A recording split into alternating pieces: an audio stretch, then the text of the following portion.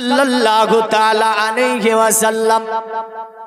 আলহামদুলিল্লাহ, যাবতীয় তারিফ, প্রশংসা, গুণগান, গুণকীর্তনা, আরাধনা, উপাসনা সেই মহান স্রষ্টা রব্বুল আলামিনের জন্য, যে রব্বুল আলামিন অক্ষয়, অব্যয়, নিরঞ্জন, নিরাকার, ওয়াহদাহুল শারীক, যিনি আমাদেরকে এই মূল্যবান সময়ে বাজারে, আজারে, আস্তালা, বাস্তালা, তালতালা, চায়ের দোকান, হসপিটালের বেড, ঘরের বিছানা কোনো জায়গাতে না রেখে তিনি আমাদেরকে একটা সুন্দরতম মাহফিল, দুয়ার মাহফিল, জলসা মাহফিল, রিয়াজুল জান্নাহ এর মধ্যে আমাদের সুন্দর পরিবেশে বসিয়ে রেখেছেন, সুস্থ রেখেছেন, চলমান রেখেছেন, সংস্কার্য পরিচালনা করছেন।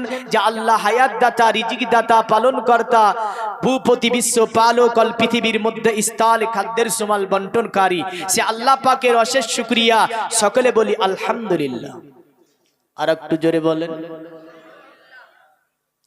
অতঃপর শেষ নবী, দয়ার নবী, নূরের নবী, হায়াতুন নবী, জিন্দা নবী, নবী আরবি, হাশমি, কুরাইশি, মা আমিনার লাল, মরুর দুলাল, আকায়ে নামদার, মাদানিয়ে তাজদার, মক্কি সরকার, সৈয়দে আবরার ও আখিয়ার, আপনার আমার নবী, সারা কুল কায়নাতের নবী, যাকে আল্লাহ তৈরি না করলে চন্দ্র, সূর্য, গ্রহ, তারা, নক্ষত্র, মানব, দানব কিছুই আমার আল্লাহ তৈরি করতেন না। যিনি হলেন মা আমিনার লাল, আব্দুল্লাহ লাক্ত জিগার, জনাবে মুহাম্মাদুর রাসূলুল্লাহ সাল্লাল্লাহু তাআলা আলাইহি ওয়াসাল্লামের উপরে লাখো কোটি দরুদ ও সালাম অর্পিত বর্ষিত হোক। সকলে বলি আল্লাহুম্মা আমিন। এখানে পাঠ হচ্ছে দুটি। কটি? প্রতিটা জায়গার পাঠ কিন্তু দুটি থাকে। দুটি থাকে না? আজকের জালসাতেও পাঠ দুটি, পরের জগতেও দুটি পাঠ, একটা জান্নাত আর একটা হচ্ছে জাহান্নাম। দুটি তো পাঠ। দুনিয়াতে যদি দেখতে যান নমাজি আর বেনমাজি দুটি পাঠ, এমন করে যদি দেখতে যান রাত্রি আর দিন দুটি পাঠ হয়, এমন করে দেখতে যদি যান ভালো আর খারাপ দুটি পাঠ হয়, এমন করে আপনি যদি দেখতে যান যে মানুষের আজকের জালসার যে আমি দুটি পাঠ বলেছি, ওই দুটি পাঠ ওটি বুঝিয়ে আমি বক্তৃতা ইনশাল্লাহ টপিকের দিকে আগাবো। তবে মনে রাখবেন, সকলে সব জিনিস নিতে পারে না। না পারে? পারে না। কারণ সকলে যদি সব জিনিসই নিয়ে নেবে তাহলে ইবলিসের দল কে হবে? এ তো একটা ব্যাপার। কারণ ইবলিস তো ঘুরছে, সবাইকে তো পারবে না। না পারবে গো? সবাইকে পারবে ইবলিস? ইবলিসের এই শক্তি নাই যে সবাইকে পারবে।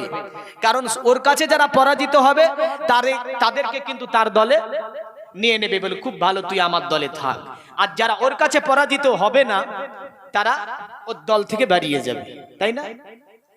তা আজকের জালসাতে দুটি পাঠ কেন বললাম? এখানকার শ্রোতা আর ওখানকার শ্রোতা ভাগ আছে না নাই? রাগ করছেন? হ্যাঁ, রাগ করেন না। দুটি পাঠ বলেছি কারণ এখানে যে যারা বসে আছে তারা জান্নাতি দল। জোরে বলেন। ওরা, ওদের পাঠটা হচ্ছে মৌমাছির মতো। কার মতো? মৌমাছির মতো।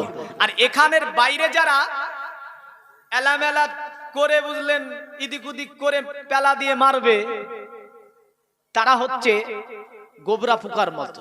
কিসের মতো? জালসার নামে এসে নোংরামি যারা করবে তারা গোবরা পোকা হবে না? খারাপ বলছি গো, রাগ নিয়েন না ভাই। রাগ করা কথা নয়, এটা তিতো লাগবে জানি, একটু অনেক কি তিতো লাগছে জেনে লাভ নেই। আপনার তিতো লাগলে একটু গিলার চেষ্টা করেন, তাহলে কিরা মরবে পেটের। সবসময় মিষ্টি খেতে হয় না, মিষ্টি খেলে অসুবিধা আছে। আছে না নাই? আছে। তাহলে যারা জালসার নামে এসে নোংরামি করে বাইরে থেকে চলে যাবে ওরা হচ্ছে গোবরা পোকার মতো। আর যারা জালসার নাম করে এসে জলসা মাহফিলে বসে গেল ওরা হচ্ছে কার মতো? মৌমাছির মতো ফুলে বসলো। জোরে বলে। মৌমাছির মতো ফুলে বসলো। তাহলে আমি বলবো এখানে কমসে কম অংশ নেওয়ার চেষ্টা করবেন। আরে জিলাপি আছে, কিরাই করবো। এখানে আজকে জিলাপি খাবেন 1 কিলো, কিন্তু মনে রাখবেন জান্নাতের জিলাপি থেকে যদি এখান থেকে বঞ্চিত, তো জান্নাতের জিলাপি থেকে বঞ্চিত হবে। হবে না গো? জান্নাতের জিলাপি আর এখানকার জিলাপি সমান হবে? হ্যাঁ, জান্নাতে যখন জিলাপি দিবে আল্লাহকে বলবে, আল্লাহ এই জিলাপি তো খেয়েছি দুনিয়াতে।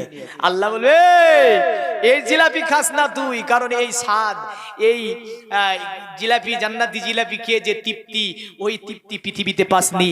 কারণ ওই দুনিয়ার জিলাপি আর জান্নাতের জিলাপি সমান নয়। জোরে বলেন সুবহানাল্লাহ। তাহলে এখানে যারা বসে আছেন জিলাপি কি ফুরে যাবে বলে পালাবেন না তো?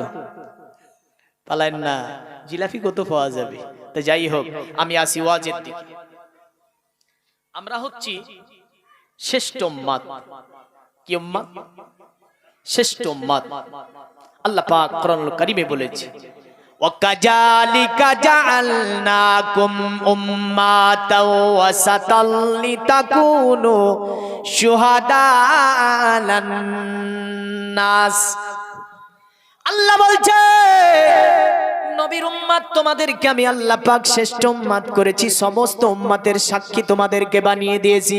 আর তোমাদের সাক্ষী যাকে বানিয়েছি, ওয়ায়াকুনার রাসূলু আলাইকুম শাহিদা, আর তোমাদের সাক্ষী বানিয়েছি আমি মুহাম্মাদুর রাসূলুল্লাহ সাল্লাল্লাহু আলাইহি ওয়াসাল্লামকে।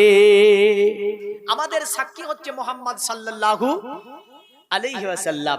আর আমরা হচ্ছি পৃথিবীতে যত উম্মত এসেছে সব উম্মতের সাক্ষী হচ্ছে মুহাম্মাদের উম্মত, আর আমাদের সাক্ষী হচ্ছে মুহাম্মদ সাল্লাল্লাহু আলাইহি ওয়াসাল্লাম। তাহলে বলেন যে আমাদের সাক্ষী যদি মুহাম্মদ সাল্লাল্লাহু আলাইহি সাল্লাম হয়, এটা সূরাতুল বাকারা 2 পারাতে আমার আল্লাহ পাক বলেছে, আমার কথা বলিনি আমি, এটা কোরআনের কথা বলেছি। আপনাকে হয়তো ভাববেন যে কিসে থেকে বললো, কোরআন থেকে বললাম। তো যাই হোক, আমাদের সাক্ষী যদি মুহাম্মদ সাল্লাল্লাহু আলাইহি ওয়াসাল্লাম হয়, তাহলে বলেন আমাদের নবী আমার দেখতে পাচ্ছে না? পাচ্ছে না?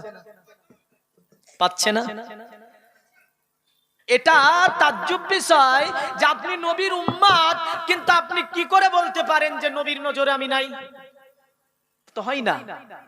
কারণ যিনি নবী, যার উম্মতের দিকে সর্বময় নজর আছে, যদি আপনি নবীর উম্মত হতে পারেন, জোরে বলেন, যদি আপনি নবীর উম্মত হতে পারেন।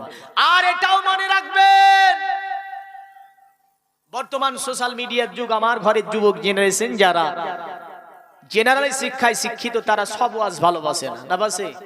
কিছু কিছু বলে কেসা কাহিনী নিয়ে বসে আছে, ও হাদিসে কোরআনে আছে নাকি? হ্যাঁ, এরকম বলবেন না। ইনশাল্লাহ বুঝতে অসুবিধা হলে পরে গিয়ে আমার সঙ্গে বসে কথা বলবেন, বোঝানোর চেষ্টা করবেন। আমি আসি, আল্লাহ রাব্বুল আলামিন যে নবী উম্মত আমাদেরকে করেছে,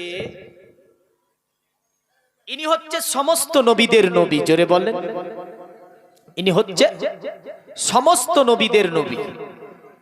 এ নবী এমন নবী যে আদম সফিউল্লাহ, মুসা কালিমুল্লাহ, ঈসা রূহুল্লাহ থেকে মানব দানব হাজার হাজার, এমন করে ফেরেশতা থেকে নিয়ে সকলের নবী হচ্ছে মুহাম্মদ সাল্লাল্লাহু আলাইহি সাল্লাম। তিনি শুধু মুসলমানের নবী তা নয়, মুসলমান, হিন্দু, খ্রিস্টান, দলিত, আদিবাসী, এমন করে যত জাতি ধর্ম বর্ণ নির্বিশেষে আমার আল্লাহ ইনাকে নবী বানিয়েছে। জোরে বলেন, আমার আল্লাহ ইনাকে নবী বানিয়েছে। যে এই নবীকে আমাদের প্রথম চিন্তা হবে যে নবীটা কি। নবীর যদি আদর্শ, নবীর যদি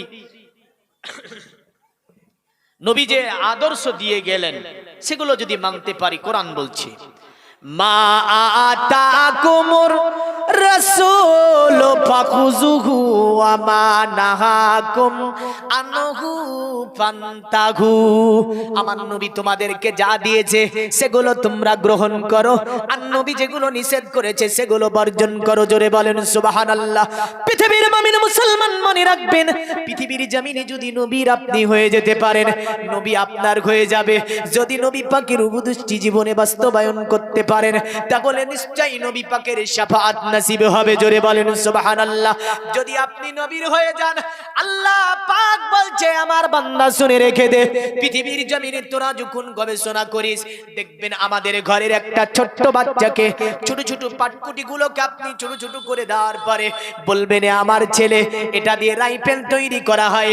আপনাকে ছেলে জিজ্ঞাসা করবে আব্বু বলুন কেমন করে রাইফেল তৈরি করতে হবে।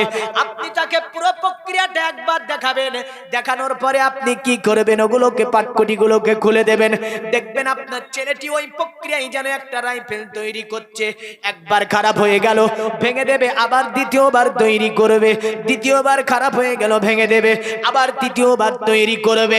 একদিন, দুই দিন, তিন দিন আর দিন দেখা যাবে আপনার ছেলেটা সুন্দর করে একটা রাইফেল যেন পাটপটি দিয়ে তৈরি করে ফেলেছে। কারণটা কি জানেন? আপনার ছেলেটা ওই জিনিসটার উপরে প্রতিনিয়ত ভাবে কন্টিনিউ একটা প্র্যাকটিস করছে, কন্টিনিউ একটা গবেষণা করছে, কন্টিনিউ বাচ্চাটার বিকাশ সাধন হচ্ছে। কারণ আমার আল্লাহ পাক পৃথিবীর জমিনে তিনি বলেছেন, আমার বান্দা পৃথিবীতে যখন যেটাকে নিয়ে তুমি গবেষণা করবে জেনে রাখবে ওই জিনিসটা তোমারই হয়ে যাবে। জোরে বলেন সুবহানাল্লাহ। এমন করে আগের জামানায় দেখেছি মানুষেরা যখন আপনার বহরমপুরে যেত কি করতো জানেন? পায়ে হেঁটে মানুষ গুটি গুটি পায়ে বহরমপুর যেত, আবার যেন পায়ে হেঁটে ফিরে চলে আসতো। তারপরে আসলো আমাদের সমাজে সাইকেল, কারণ এই পায়ে হেঁটে চলা বহরমপুর সম্ভব নয়। সাইকেলে মানুষ যাতায়াত করতে লাগলো, বলে সাইকেলে যাতায়াত করা সম্ভব নয়। তারপরে আসলো মোটর সাইকেল, বলে হ্যাঁ ঠিক আছে মোটর সাইকেল, বাস, জাহাজ। এমন করে আমার আল্লাহর কোরআন বলছে, ইয়া মাসারাল জিন্নি ওয়াল ইনসি ইনিস্তাতাতুম আন তানফুজু মিন আকতারিস সামাওয়াতি ওয়াল আরদ ফানফুজু লা তানফুজুনা ইল্লা বিসুলতান। এ পৃথিবীর মানব, এ জিন ও মানুষেরা, তোমরা ভ্রমণ করো জমিনে এবং ভ্রমণ করো আসমানে, কিন্তু জেনে রেখে দিও তোমরা ভ্রমণ করো জমিন এবং আসমানে, কিন্তু যতই ভ্রমণ করো না কেন আমার বাদশাহীর বাইরে তোমরা বের হয়ে যেতে পারবে না। জোরে বলেন সুবহানাল্লাহ। আপনার কোপারনিকাস বিজ্ঞানী, এমন করে নিউলাস দা বিজ্ঞানী, আপনার নিউলাস দা ভিঞ্চি, তিনি আপনার গবেষণা করে বলল, এ পৃথিবীর মানব, তোমাদেরকে ট্রেনে, এমন করে তোমাদেরকে মোটর সাইকেলে, এমন করে তোমাদেরকে বাসে চড়ে আর যেতে হবে না গো। কারণ তিনি বলছে, শোনো, পাখিগুলো যেমন ডানা মেলিয়ে আসমানের ওপর দিয়ে উড়ে যায়, তোমরাও এমন করে আসমানের ওপর দিয়ে উড়ে যেতে পারবে। জোরে বলবেন না? অসুবিধা হচ্ছে বুঝতে, একটু মনোযোগ লাগবে, খুব ব্রেন হাজির লাগবে। কারণ আপনি যদি ডুলেন আর শুনেন তাহলে হবে না, না হবে গো, হবে না। যার কারণে বিদ্রোহী কবি কাজী নজরুল ইসলাম কি বলেছিল জানেন? থাকবো না খুব বদ্ধ করে, দেখবো এবার জগৎটাকে কেমন করে ঘুরছে মানুষ যুগান্তরের ঘূর্ণি পাখি। বলেছে না বলেনি? যে মানুষ কেমন করে ঘুরছে সমগ্র পৃথিবীটা। তেনার একটা কবিতায় বেশ কোন স্কুলের দেওয়ালে লেখা আছে দেখলাম, যে দেখবো এবার জগৎটাকে হাটের মুছোর মধ্যপুরে। তখন তো অ্যান্ড্রয়েড মোবাইল আসেনি। যখন বিদ্রোহী কবি কাজী নজরুল ইসলাম যখন আপনার এই কবিতাটা আবৃত্তি করে, অ্যান্ড্রয়েড মোবাইল আসে নি আমাদের সমাজে, কিন্তু আপনার তিনি বলে দিচ্ছেন যে এমন একটা সময় আসছে সম্মুখে, কারণ দার্শনিকদের চিন্তাধারা অতি গভীরে হয়, তাই বলছে এমন একটা সময় আসছে আমাদের সম্মুখে যে সমগ্র পৃথিবীকে মানুষ হাতের মুঠোর মধ্যে পুরে রাখবে। জোরে বলেন সুবহানাল্লাহ। পুরেছে না পড়েনি? কোথায় ফিলিস্তিন যুদ্ধ হচ্ছে এখানে বসে বসে দেখছেন, কোথায় কোটে অ্যাটম বোম মারছে এখানে বসে বসে দেখছেন, কোথায় কি যুক্তি হলো এখানে বসে বসে দেখছেন, কোথায় কে মারা যাচ্ছে এখানে বসে বসে দেখছেন। কারণ সমগ্র পৃথিবীকে মুঠে আনিয়েছে না আনেনি? তো বিদ্রোহী কবি কাজী নজরুল ইসলাম তখনই বলে গিয়েছিলেন যে দেখবো এবার জগৎটাকে হাতের মুঠোর মধ্যপুরে। তিনি বলেছিলেন এই যে বদ্ধ ঘরে থাকতে হবে না, সমগ্র পৃথিবী তোমরা ভ্রমণ করতে পারবে। তো নিউলাস দা ভিঞ্চি বলল, তোমাদেরকে এমন একটা জিনিস দেব, এটা কোথা থেকে পেলো? পবিত্র কোরআন থেকে। জোরে বলে। কিন্তু আমরা কোরআন পড়তে জানি না, জানি না, জানি কেউ? কোরআন পড়তে জানে না, বুঝলেন? ডিজে বাজাতে পারে, কানে লিড ভরাই আছে, বুঝলেন? কানে লিড ভরাই আছে, ওর মুখ দিয়ে কলেমা বাড়ায় না, ওর জবান দিয়ে কলেমা বাড়ায় না। বিয়ে পড়াতে গিয়ে মৌলবীরা পাগল হয়ে যায় ওকে কলামে পড়াতে গিয়ে। লজ্জা থাকা দরকার আছে। তোর স্টাইল কারে দেখাস? ওই স্টাইল আল্লাহ দেখবে না। কারণ যদি আমার রাসূলের উপদেশ যদি জীবনে বাস্তবায়ন না করে ইহুদি স্টাইল করিস, ওই স্টাইল আমার আল্লাহ দেখতে চাই না। কারণ কবর বলছে তুই একবার আয়, কারণ প্রতিটা জাতি প্রতিটা জনের জন্য একটা প্রতিশ্রুতি রয়েছে, নিশ্চয় ওই প্রতিশ্রুতি একদিন তার কাছে মৃত্যুর ফেরেশতা আসবে। আর আল্লাহ বলছে তোকে টান দিয়ে নেব, সেদিন তোকে আমি বুঝাবো যে তোর স্টাইল কোথায় গিয়েছিল। তাহলে স্টাইল করতে হলে ইসলামের আদর্শের মধ্যে থেকে করতে হবে। ঠিক বলছি না ভুল বলছি গো? ইসলামের আদর্শের বাইরে স্টাইল আমার আল্লাহ নেবে না। আমি আসি ওই জায়গাটাই। তাহলে নিউলাস দা ভিঞ্চি বলল তোমাদেরকে আর ঘুরতে হবে না, কারণ কোরআনে এমন একটা কথা আমার আল্লাহ বলেছে যে তোমরা বিশ্ব ভ্রমণ করো। জোরে বলেন। তাহলে কোরআন যারা পড়া জানে না একটু মনে মনে বলেন তো ইনশাআল্লাহ পড়া শিখে নেবে। বলতে পারবেন না? লজ্জা লাগছে? আরে আমার জন্য বলি না, একবার মরে দেখেন কোরআন না শিখে। মেয়ে জানে মেয়ের কাছে শিখেন, স্ত্রী জানে স্ত্রীর কাছে শিখেন, ইমাম জানে ইমামের কাছে যান। শিখতে হবে, মনে রাখবেন যদি না শিখে মারা যান বড় ধরনের আযাব আছে আপনার জন্য। জাতির কলঙ্ক এটা যে একটা মুসলমান ঘরে জন্ম হয়ে কোরআন রিডিং পড়তে পারে। রাগ নিয়েন না, আমি জানতে বুঝতে পারছি তিতো লাগছে, খবরদার রাগ করবেন না। একটু ওটাকে মাইন্ড না নিয়ে মনে মনে বলেন, প্রতিজ্ঞা করেন যে যা করেই হোক আমি কোরআনটা একবার পড়া শিখে নেব। মৌলভী সাহেব তো এমন করে বললো, আমি শিখে নেব একটু কোরআন পড়াটা। একটু মনে মনে বলেন ইনশাআল্লাহ পড়া শিখে নেব। আরে পড়ো গো কোরআন মধুর বাণী, দিয়ে মন প্রাণ, অন্তর তোমার সদা গাবে পড়িলে কোরআন। জোরে বললেন, ওযু করো কোরআন খুলো, কাবার দিকে বসে ধীরে ধীরে পড়ো কোরআন, জীবন কাটবে সুখে। জোরে বলেন সুবহানাল্লাহ। কারণ কোরআন যদি আপনি পড়তে পারেন জীবন সুখের হয়ে যাবে, আপনার জীবনে অভাব অনটন দূর হয়ে যাবে। এমন করে পৃথিবীর জমিনে আপনি কি হবেন, পৃথিবীর জমিনে আপনাকে আল্লাহ রাব্বুল আলামিন সুখ শান্তি দান করবে এই কোরআনের মধ্য দিয়ে। জগতের মুমিন মুসলমান, তো আমার যেটা বলার ছিল ওটা হচ্ছে গবেষণার মধ্য দিয়ে মানুষ, আর আপনার এটা করতে হয় না, পায়ে হেঁটে যেতে হয় না। আল্লাহ বলছে বান্দা, ওরে আমার বান্দা তোরা গবেষণা করলি, তোরা এরোপ্লেন তৈরি করে দিলি, জাহাজ তৈরি করে দিলি, এমন করে ট্রেন তৈরি করে দিলি, এমন করে বাস তৈরি করে দিলি। আল্লাহ বলছে বান্দা তুই গবেষণা করি গুলো তোর হয়ে গেছে। এই বান্দা তুই কি জানিস না, পৃথিবীর জমিনে মানুষ যখন আতেবে লাইটকে নিয়ে গবেষণা করলো। আগের জামানার মানুষে আপনার কি করতো জানেন, প্রদীপ জ্বালিয়ে রাত্রিতে আপনার বাড়িতে প্রদীপ জ্বালিয়ে রাখতো, এতে করে মানুষ আপনার প্রদীপ জ্বালিয়ে কাজগুলো চালিয়ে নিত। কিন্তু এখনকার মানুষ আর প্রদীপে দেখতে পাবে না গো। কারণটা কি জানেন, আমাদের এই যে বিদ্যুৎ এসেছে আর এই যে বড় বড় লাইট এসেছে, এই লাইট এত আপনার পাওয়ার, এই লাইটে যে আমাদের চোখের পাওয়ারকে হ্যারাসমেন্ট করে দিতে চায়, চোখের জ্যোতিকে কমিয়ে দিতে চায়। কিন্তু আমার আপনার দাদু পদ্দাদুরা তারা এই লাইট পেয়েছিল না, তারা মোমবাতি জ্বালিয়ে মিলাদ দিত, তারা আপনার ছোট্ট একটা প্রদীপ জ্বালাতো। আপনার গবেষণা করলো বিজ্ঞানীরা এটা কেমন করে এই অন্ধকারকে দূরভূত করা যায়। আজ গবেষণা করে এত সুন্দর এমার্জেন্সি লাইট দিয়ে দিয়েছে, কারেন্ট চলে যাবে বুঝতে পারবেন না, অটোমেটিক আপনার বাড়িতে জ্বলতে লাগবে, কারেন্ট আসবে আবার বন্ধ হয়ে যাবে, কারেন্ট চলে যাবে বিদ্যুৎ চলে যাবে অটোমেটিক বন্ধ হয়ে যাবে। কারণ এটা হচ্ছে আপনার কি অনেক গবেষণার সাথে এমন করে। আগেকার মানুষে দেখবেন আমরা ভূগোলের মধ্যে পড়েছি মানব জাতির ইতিহাস কেমন হতে পারে। জঙ্গলের মধ্যে মানুষ সফর করতে করতে তাদের যখন আগুনের প্রয়োজন হতো, তারা আপনার দেখলো যে আপনার কি পাহাড়ের সঙ্গে পাহাড়ের যখন আপনার কি হয় কম্পন হয়, তখন পাথরগুলো দুটি পাহাড় থেকে গড়ে আসে, পাহাড়ের দুটি পাথরের সঙ্গে আঘাত করে, আঘাত করার পরে সেখানে বিদ্যুৎ চমকায়, মানে অগ্নি বেরায়। আগেকার আমার পদ্দাদুরা, আমার আপনার পূর্বের দাদুরা, তারা জঙ্গলে যাবার পরে পাথরের সঙ্গে পাথরের ঘর্ষণ দিয়ে আগুন তৈরি করেছে, ওই দিয়ে তারা কাজকে আপনার মিটিয়েছে। কিন্তু এখন আমাদের ঘরে, আমাদের পকেটে, অনেকের পকেটে এখানেও ভরা আছে আগুন। আছে না নাই গো? নাই? ম্যাগনাইট ভরা আছে, আর ভাটাও আছে, বিড়ি তো আছে না নাই?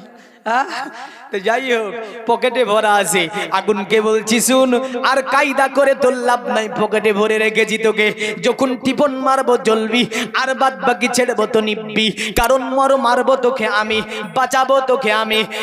জগতের মুমিন মুসলমানেরা, আপনি কি জানেন এটা গবেষণা ছাড়া হওয়া সম্ভব নয়। পৃথিবীতে মানুষ গবেষণা করেছে, তাই তো এত সুন্দর ভাবে আগুনকে নিজের পকেটে এনে দিয়েছে। এনেছে না আনেনি? এটা গবেষণা ছিল মানুষের, যে আগুন তোকে ক্যাপাসিটিতে আনা যায় কি করে। তো মানুষ গবেষণা করতে করতে দেখা গেল যে প্রথমে ম্যাচিস তৈরি করলো, গ্যাস লাইট তৈরি করলো, বলে গ্যাস লাইট আর ভালো লাগছে না এই যে চাক্কি ঘোরাতে, তো কি করে চাপুনে ম্যাগনাইট তৈরি কর, তো ম্যাগনাইট মারবে জ্বলে যাবে চেট করে। জোরে বলেন হ্যাঁ। এগুলো নিমাত আল্লাহ, কিন্তু এই নিমাতটা যদি কেউ গাঁজা ধরায় তো নিমাত থাকবে আর থাকবে গো, নিমাত থাকবে না। তাহলে দেখা যাচ্ছে যে আল্লাহ নিমাতের মতো ব্যবহার করতে হবে।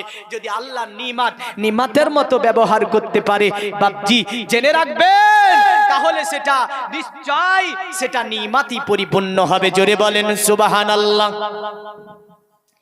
পৃথিবীর মুমিন মুসলমান মনে রাখবেন, মানুষ যেমন করে যাত্রাকে নিয়ে গবেষণা করলো, এমন করে আগুনকে নিয়ে গবেষণা করলো, এমন করে চন্দ্র সূর্য গ্রহ তারা নক্ষত্র জমিন আসমানকে নিয়ে মানুষ গবেষণা করলো। এরা হচ্ছে বিজ্ঞানী, এদের নাম দেওয়া হয়েছে বিজ্ঞানী।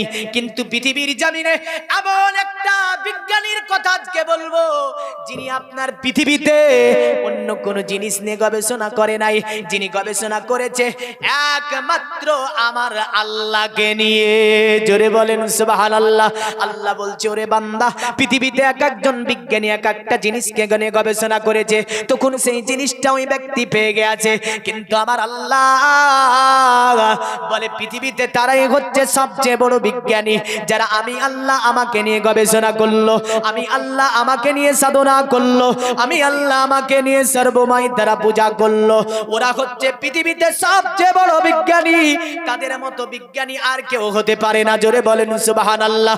আল্লাহ বলে ওরে বান্দা, পৃথিবীতে যখন তুমি যাকে নিয়ে গবেষণা করেছো, তুমি কি জানো এ আমার বান্দা, যখন তুমি যাকে নিয়ে গবেষণা করেছো তখন তুমি তাকেই পেয়ে গিয়েছো পৃথিবীর জমিনে। কিন্তু বান্দারে, আমি আল্লাহ তো বলেছি কোন বান্দা যদি আমি আল্লাহ আমাকে নিয়ে গবেষণা করে, আমি আল্লাহ তার হয়ে যাব, আর আমি আল্লাহ যখন তার হয়ে যাব, সমগ্র পৃথিবীটা তার দাসত্ব স্বীকার করিয়ে নেবে। কারণ আল্লাহকে যদি কোনো ব্যক্তি পেয়ে যায়, তাহলে আমার আল্লাহর সৃষ্টি সমস্ত ব্যক্তির কথা শুনবে। জোরে বলেন সুবহানাল্লাহ। কারণ আগুন তার কথা শুনবে, পানি তার কথা শুনবে, হাওয়া তার কথা শুনবে, হিংস্র জন্তু তার কথা শুনবে। কিছু পূর্বে শুনছিলেন আবু সালেহ মুসা জঙ্গি, যেটি আব্দুল কাদের জিলানী ও গিলানী কুতুবে রাব্বানী শামাই উদ্দিন গাউসে আজম বাগদাদি আলী রহমাতুর রিদওয়ানের পিতা, তিনি আপনার কি করতে জানেন, জঙ্গলের মধ্যে কাঠ কাটতেন, কাটার পরে বড় আপনার বোঝা হয়ে যেত, বোঝাটা আনতে অসুবিধা হতো, তাই তিনি জঙ্গলের হিংস্র বাঘকে ডেকে বলতো, এ বাঘেরা, আমি আবু সালেহ মুসা জঙ্গি আমার বোঝটা যদি বাড়িতে পৌঁছে দিয়ে আসতি, আমি বড় উপকৃত হতাম। জোরে বলেন সুবহানাল্লাহ। জঙ্গলের বাঘগুলি নেজকে নড়াতে নড়াতে আবু সালেহ মুসা জঙ্গির কাছে আসতো, আসার পরে ওই জঙ্গল থেকে আপনার কাঠগুলোকে নিয়ে তারা বাড়িতে পৌঁছে দিত। যদি বলেন এতে কোনো আপনি লজিক দেন, এতে কোনো থিওরি দেন, নিঃসন্দেহে কোরআন ও হাদিস থেকে আপনাকে দিতে পারবো। জগতের মুমিন মুসলমানেরা, আমার ঘরের যুবক জেনারেশন যারা, তাদেরকে বুঝাচ্ছে বাঘ কি করে যেতে পারে, বাঘ কি করে মানুষ কাছে যেতে পারে, বা বাঘ কি বুঝাবে, একটু আপনার যুক্তি দিও নাই, কোরআন দিয়ে আসো। চলো পবিত্র কোরআন 19 পারা, সূরাটির নাম হচ্ছে সূরা নামাল। কি নাম বললাম? ও জি দেয়নি, নাম হচ্ছে মুমতাজুল ইসলাম। তো বলছে যে বাঘ আবার রাস্তা পাহাড় দিতে পারে। আমি তাকে বলবো, তোমার যুক্তি নয়, কোরআন দিয়ে বলো, তোমার যুক্তি নয়, হাদিস দিয়ে বলো। আমি এর জবাবে ওকে আমি কোরআন দিয়ে দিচ্ছি। সূরাটার নাম কি বলেছি? সূরাটার নাম সূরা নামাল। কত পারা? 19 পারা। যদি বাপের বেটা হও, কোরআন থেকে আমি যেমন বলেছি, তোমাকেও কোরআন থেকে একটা আয়াত আনতে হবে, এমন যে বাঘ মানুষের কথা শুনে না। সূরাটির নাম সূরা নামাল। নামলুন শব্দের অর্থ হচ্ছে পিপিলিকা। জোরে বলেন, নামলুন শব্দের অর্থ ওই যে পিপিলিকাগুলো ঘরে দেখেন না, এই পিপিলিকা, এই পিপিলিকার স্থানে নামে এই সূরাটার নামকরণ করা হয়েছে। জোরে বলেন, এই সূরার বর্ণনা দেখেন। সুলাইমান আলাইহিস সালাম সভাতে বসে আছেন, সব সাজানো হয়ে গেছে, বাঘগুলো একদিকে আছে।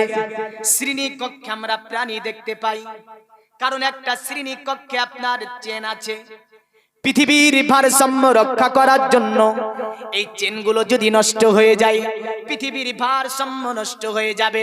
যেমন করে ধরেন সাপ এবং ব্যাঙ দুটি শ্রেণীকক্ষে আপনার একে অপরকে আপনার কি করবে, আঘাত করবে। সাপ যদি ব্যাঙকে দেখে আপনার কি করবে, আক্রমণ করবে। যেমন বাঘ এবং হরিণ, এরা শ্রেণীকক্ষের দুটি প্রাণী। আপনার যদি আপনার হরিণকে বাঘ দেখে আক্রমণ করবে, এমন করে শ্রেণীকক্ষের প্রাণীগুলি, যেমন করে আমরা ফরং দেখতে পাই, ফরং এবং ব্যাঙ এরা শ্রেণীকক্ষের প্রাণী। যেমন ব্যাঙ যদি ফরংকে দেখতে পায় আক্রমণ করবে। কিন্তু নবী সুলাইমান আলাইহিস সালামের দরবারে বাঘ একদিকে থাকতো, পারসি হরিণ দাঁড়িয়ে থাকতো। হরিণের উপরে বাঘ আক্রমণ করতো না, জোরে বলেন সুবহানাল্লাহ। এমন করে আপনার সাপ থাকতো একদিকে, ব্যাঙ থাকতো পারসে। সাপ ব্যাঙের প্রতি আক্রমণ করতো না। তিনি সভা ডেকে দিয়েছেন, কারণ সাবার রানী বিলকিস আসবে কার কাছে?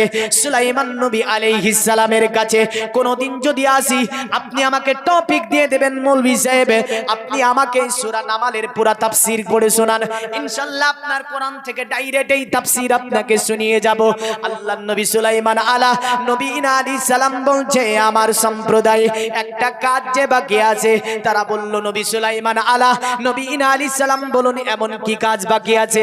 আল্লাহর নবী সুলাইমান আলাইহিস সালাম তিনি বলছে, পবিত্র কোরআন সূরা নামাল আল্লাহ বলছে, ক্বালা ইয়া আইয়ুহাল মালাউ আইয়াকুম ইয়াতিনি বিআরশিহা ক্বাবলা আইয়াতুনি মুসলিমিন। আমার সম্প্রদায়, আমি নবী সুলাইমান নবী আলাইহিস সালাম ওই যে সাবার রানী বিলকিসের 7 দরজায় যে তালা বন্ধ করা সিংহাসনটি আছে, এই সিংহাসনটিকে আমার দরবারে আনয়ন করে দিতে পারবে। পবিত্র কোরআন বলছে, ক্বালা ইফরিতুম মিনাল জিন্নি আনা আতিকা বিহি ক্বাবলা আন তাকুমা মিম মাকামিকা ওয়া ইন্নী আলাইহি লাকাবিউন আমিন। একটা বদমাইশ জিন দাঁড়িয়ে গেল, দাঁড়িয়ে যাবার পরে বলল, নবী সুলাইমান, এ নবী সুলাইমান, সাবার রানী বিলকিসের সিংহাসনটি আপনার দরবারে আমি আনয়ন করে দিতে পারবো। আল্লাহর নবী সুলাইমান জিনটাকে বলল, ওরে জিন, বল কতটুক সময় লাগবে? জিনটা বলছে, সাবার রানী বিলকিস আপনার দরবারে আসার পূর্বেই আমি ওই সিংহাসনটি আনয়ন করে দিতে পারবো। আল্লাহর নবী সুলাইমান তিনি বললেন, এর পূর্বে কে আনতে পারবে? একজন আল্লাহর ওলি দাঁড়িয়ে গেল, জোরে বলেন সুবহানাল্লাহ। তাফসীরের মধ্যে যার নাম আছে আসিফ বিন বারকিয়া, এই আসিফ বিন বারকিয়া দাঁড়িয়ে গেল। পবিত্র কোরআনের ভাষায় দেখেন কেমন করে লেখা আছে। আল্লাহ পাক তিনি বলছে, ক্বালাল্লাযী ইনদাহু ইলমুম মিনাল কিতাবি আনা আতিকা বিহি ক্বাবলা আইয়ারতাদ্দা ইলাইকা তারফুকা ফালাম্মা রাআহু মুস্তাকিরান ইনদাহু ক্বালা হাজা মিন ফাজিলি রাব্বি। জোরে বলেন সুবহানাল্লাহ। আল্লাহ পাকের নবী সুলাইমানের দরবারে ওই ব্যক্তিটা দাঁড়িয়ে গেল, দাঁড়িয়ে গিয়ে বলেছিল, সুলাইমান, এ আল্লাহর নবী সুলাইমান আলাইহিস সালাম, ওই সিংহাসনটি আমি আনয়ন করে দেব। আল্লাহর কোরআন বলছে, যার কাছে কিতাবের জ্ঞান ছিল, জোরে বলেন। কোরআন বলছে যার কাছে কিতাবের জ্ঞান ছিল, এমন একটা মানুষ দাঁড়ালো। ওই ব্যক্তিটার নাম তাফসিরে লেখা আছে আসিফ বিন বারকিয়া। কি নাম বললাম? আসিফ বিন বারকিয়া, মনে রাখবেন, ইনি আল্লাহর বিচক্ষণ একজন ওলি ছিলেন। তো আসিফ বিন বারকিয়া বলছে, আমি ওটা এনে দিতে পারবো। নবী সুলাইমান বলছে, কতটা সময় লাগবে? তো কোরআন বলছে, দেখেন উনি যা বলেছিল কোরআন ডাইরেক্ট আল্লাহ পাক এইভাবে উঠিয়ে দিয়েছে। তিনি বলছে, ক্বাবলা আইয়ারতাদ্দা ইলাইকা তারফুকা, অতএব আপনার চোখের এক পালক মারতে যতটা সময় লাগে, তার পূর্বেই সিংহাসনে এসে যাবে। আরো জোরে বলেন। যদি 7 দরজায় তালাবন্ধ সিংহাসন, আসিফ বিন বারকিয়া বলে চোখের পাজাল না মারতে আসবে।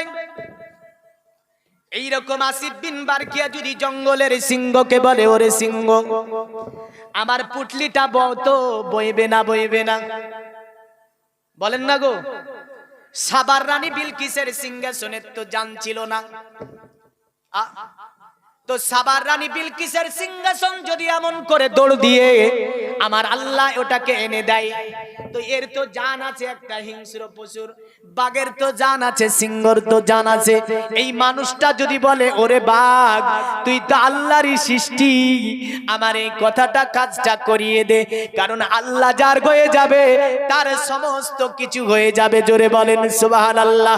ওরে জগতের মুমিন মুসলমানেরা, যুক্তি দিয়ে নয়, কোরআন দিয়ে, শুধু যুক্তি দিয়ে নয়, হাদিস দিয়ে আপনি দেখেন এরা কথা শুনতে পারে কিনা।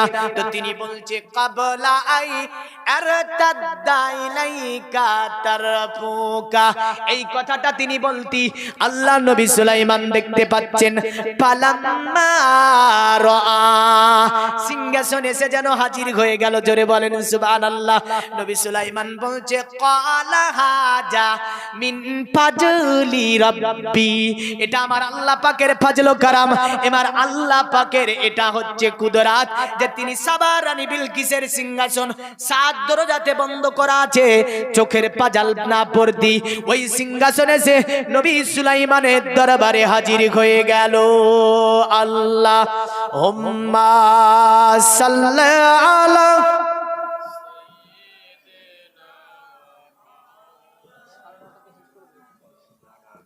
ওয়ালা আলি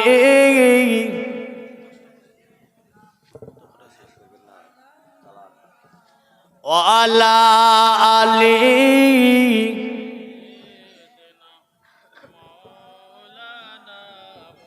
আরে নবীর রওজা শরীফ দেখে মন ভরে না, দিদার দাও গো শাহে মদিনা, দিদার দাও গো ও শাহে মদিনা।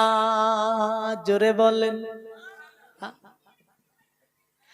আরো স্যার মেহমান করেছেন আল্লাহ, কত শান সাত মান মোর কামলিওয়ালা। জোরে বলবেন না। ও গো মদিনাওয়ালা তুমি দয়া করো না, দিদার দাও গো ও শাহে মদিনা, দিদার দাও গো ও শাহে মদিনা। নবী রওজা শরীফ দেখে মন ভরে না, দিদার দাও গো ও শাহে মদিনা, দিদার দাও গো ও শাহে মদিনা। জোরে বলেন, আর একটু জোরে।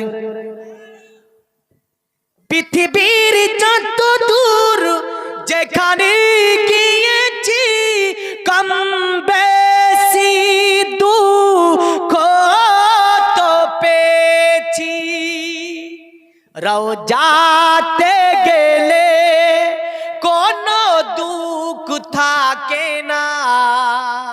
জোরে বলেন।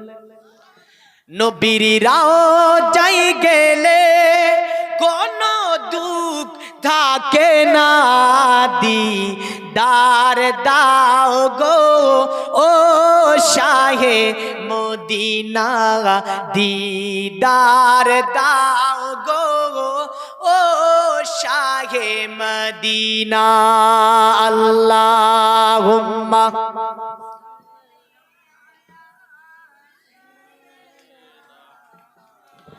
ওয়ালা আলি।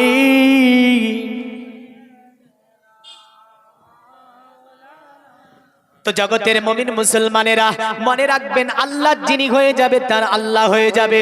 কারণ আল্লাহকে নিয়ে গবেষণা ছাড়া আল্লাহ পাওয়া যায় না, আল্লাহকে নিয়ে সাধনা ছাড়া আল্লাহ